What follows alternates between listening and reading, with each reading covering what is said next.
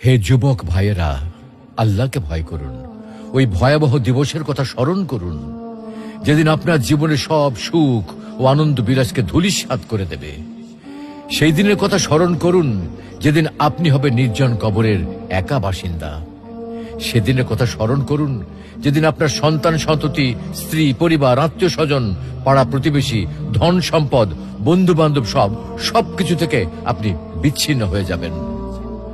কবরের সংকীর্ণতা ও ঘুটঘুটে অন্ধকারের কথা কি আপনার একবারও মনে পড়ে না? কবরের বিভীষিকাময় ও ভয়ঙ্কর অবস্থা কি আপনার স্মরণ হয় না? কবরের শাস্তির ভয় কি আপনার অন্তরাত্মা প্রকম্পিত হয় না? মুনকার নাকির ফেরেশতার দয় প্রশ্নের সঠিক জবাব কি আপনি দিতে পারবেন? একথা একবারও কি ভেবেছেন?